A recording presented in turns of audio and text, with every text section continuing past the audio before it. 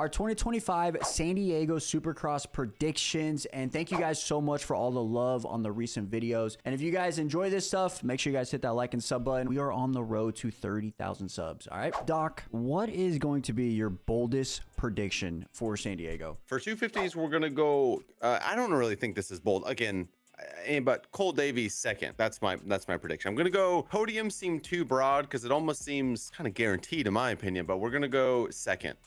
Guaranteed? I mean, have you seen him?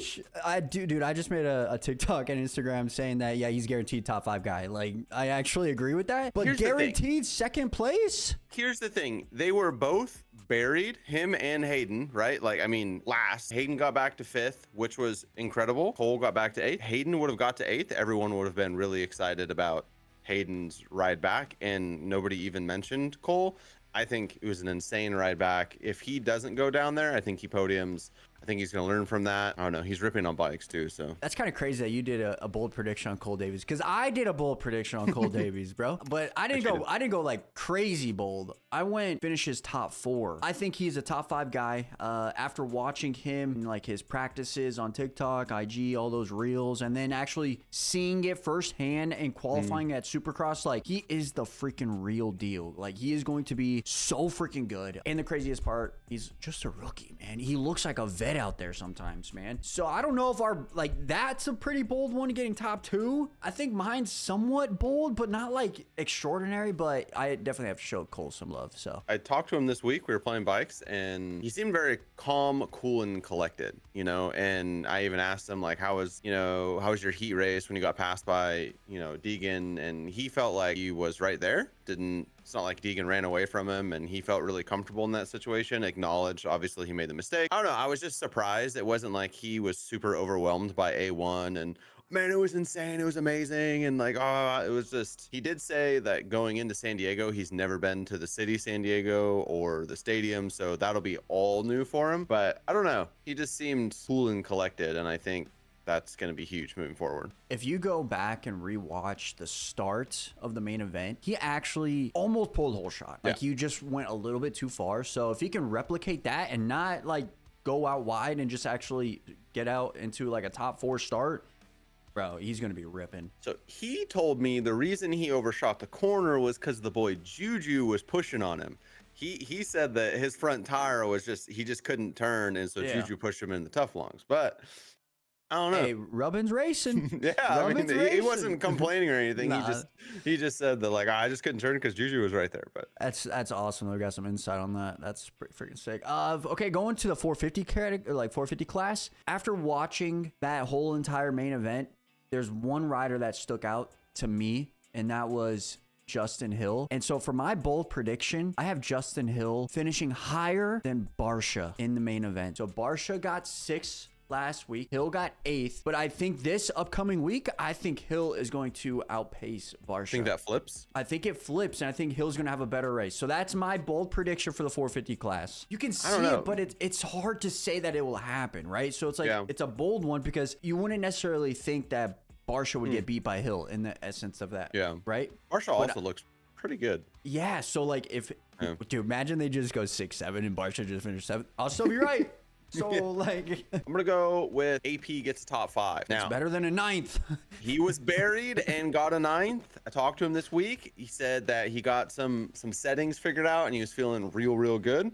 So I don't know if that's just like the PR statement, but sounds like he's feeling good and confident going into this weekend. I think a top 5 is where he belongs. Got a lot of good vibes there in San Diego, and I look for him to do really well. Unfortunately for him, I don't think it's going to be raining in San Diego, so that kind of sucks. But it's quite literally on fire. Well, San Francisco, SoCal's on fire. Yeah. In the 250 class, what do you expect to be like the biggest flop, the biggest letdown for yourself? I think Ryder D may not back up his performance from A1. Yeah, I still think he'll be around there. I don't know.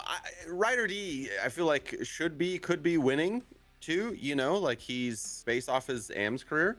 But yeah, I'm gonna go with around that like 6 or 7. For me, this one's kind of hard to say after what he just did, but I gotta go with my season predictions here, and it's going to happen at least one time this year, and I think it might be San Diego, and that is Jordan Smith outside of the top 5. So not anything crazy, but you got to think about it here for a second, right? You got Joe potentially, Juju potentially, Cole Davies potentially, Hayden Deegan potentially. You might have that rider such as Ryder D in there. You have Garrett Marchbanks. I could see anything happening. I think it's just this week, Jordan Smith gets outside of the top 5. He looked great. You looked fantastic, but I got to back up my season predictions at one point, okay? Yeah, so, or not, you know. it's going to flop. My season prediction is going to flop of the biggest flop. So, it seems based off of our previous predictions, we're not good at predictions. So no, absolutely not, bro. I went back and calculated. Yeah, I went back and calculated. I was 2 out of 12, and you were 1 out of 12. Hey, he's get degrees or whatever. 1 out of 12. Bro, that's an F, bro. Like, we ain't getting no degrees, bro. What about 450 class? What are we thinking? And after the performance I just watched again, Hunter Lawrence finishes outside of the top 7. I think it's going to happen, bro. Like, there's so many great riders that are riding so good right now. And with him having bike troubles and him not keeping up with that pace, I mean, him crashing, I think personally it's going to be outside of that top 7. I think maybe a couple guys can sneak in, such as Justin Hill. Maybe Prado this week doesn't go down and get to top 7. I mean, if they can figure out that bike, obviously he might be top 5, right? With only 1 week and they had all 4 or 5 weeks to get prepared. Yeah, I don't think it's likely, right? So this is probably the one time that we're going to be reversed on a Lawrence, where you're putting a Lawrence much lower than I'm going to be putting a Lawrence. It's interesting. I'm just saying. We'll get there. For my biggest flop, I hate saying flop, but I'm taking into account the absolute yeet and cartwheel that Malcolm Stewart had in his heat race. You went for a ride. And I'm going to say he didn't have a ton of time on the bike this week, maybe missed a day or so. I know they only ride, a couple times a week. Maybe took the week off or something like I have no information on this. This is just yapping. Pure based on you think he crashed pretty hard. He probably got some days to relax. Just yapping. I'm going to go with Malcolm doesn't finish in the top 10, which he got 10th in the main. If he did take time off, this is a field. I don't know that there's much time to be had off, Think about the 2 guys that finished right behind him. Those guys should be in there. Yeah. And if Malcolm doesn't practice, kind of struggles a little bit, I mean, 11, 12 is not reasonable. So. I think Prado will definitely improve, from where he was. I don't see him being outside the top 10. I think if he figures it out, the track seems a little bit more normal this week. Maybe figure some settings out for the whoops. If honestly, if he can get through the whoops like remotely good at all, he'll have finished much higher on the list. Who's getting 12th place? For 250 class, I think he's going to improve from last week, and that's going to be Hunter Yoder. But he was absolutely ripping, and he got 13th. He was much higher than that. I think he had a crash late or early or something in the main, and I definitely think he's got a lot more pace than that. I'm gonna put him 12th as a small increase. Yeah, so for my 12th place, I'm actually gonna put Cole Thompson. I almost did too. Dude, Cole Thompson was ripping at A1. He finished 10th in the main event, right behind Garrett Marchbanks and right in front of the AEO boys. But I could see something where you're saying, say, for example, Yoder gets in there. Avery Long gets in the top 10. So I can maybe see Cole going backwards a little bit. We're not even talking about some of the guys that maybe probably the biggest letdowns, but not necessarily coming off injuries. But Michael Mosman, Styles Robertson didn't even finish inside the top 15. I have news on, do you know what happened to Mosman? I have no idea. Davies spray canarded him. Not really? Quite as terrible. That first lap, the reason Cole was in last was, I guess he was going on off somewhere, and I think Michael maybe cross-threaded or something, but somehow or another Cole landed on the back of Mosman and they both went down. That's why Cole was dead last, and that's why Michael was just far back and kind of really mid compared to where he was in quali. And I guess he had a really bad qualifying crash too, and so was already banged up from that. So yeah, all 3 Star Boys were down on the first lap. That's crazy. I knew, okay, so Tomac. I knew that they all went down, but I thought they all went down in the first corner. But yeah, that makes more sense. Yeah. That makes more. But yeah, going back into that, Styles Robertson finished outside. He finished 20th. So definitely something happened there, whether a crash or bike. And then obviously Michael Mosman.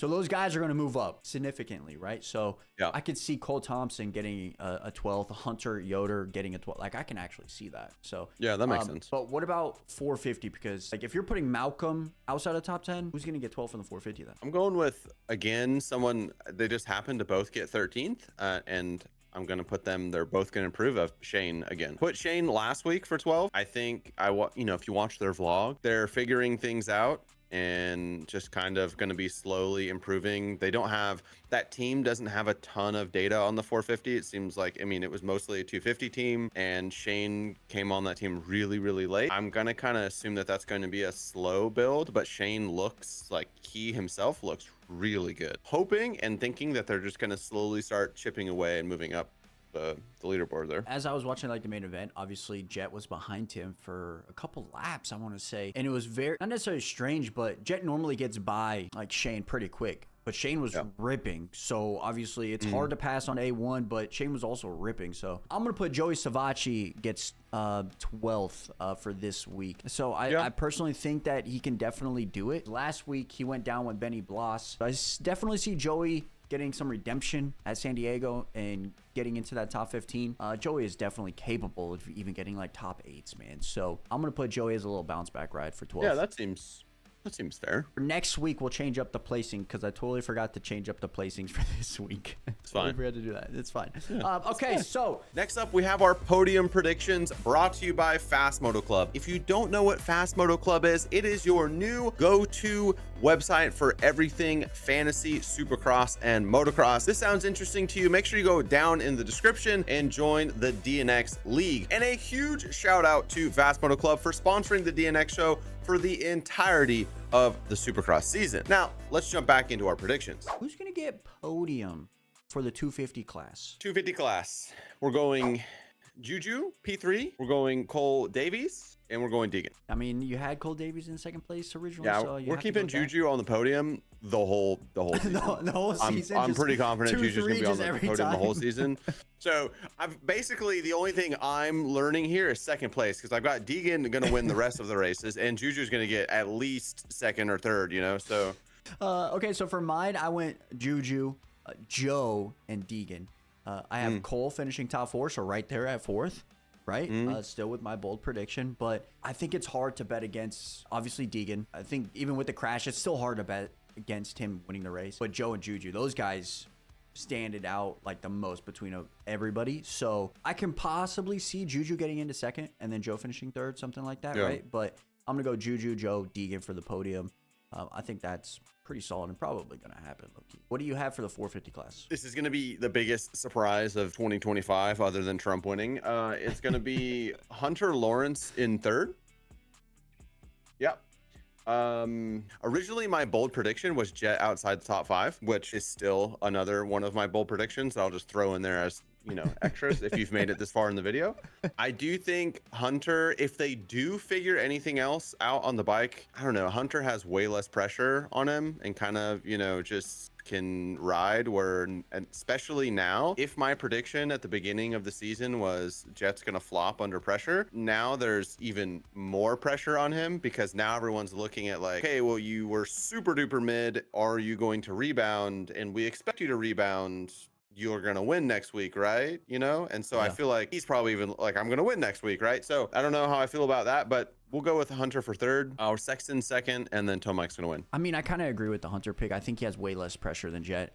All eyes are on Jet. Even with Hunter's crash, it wasn't a big deal. Like, it wasn't really talked about that much, right? Compared to Jet's crash and his start. Like, I feel like Hunter was overlooked a little bit, right? I don't have him at all out in third place. But for my podium, I'm going to go Cooper Webb in third, Sexton in second, and then Eli in first. So similar to you, but I just changed my third place. I think Eli, after that start, I mean, if he can get another start, he's not going to front tuck again. Like, that's not going to happen again.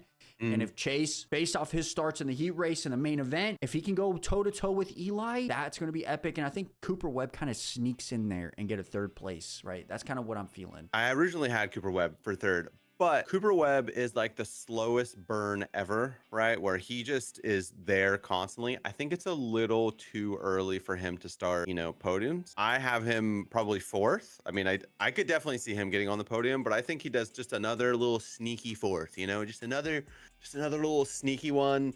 The podium gets jumbled around a lot, and then all of a sudden he's got 4-4 and he's third in points. Like, that's the most Cooper Webb thing ever, right?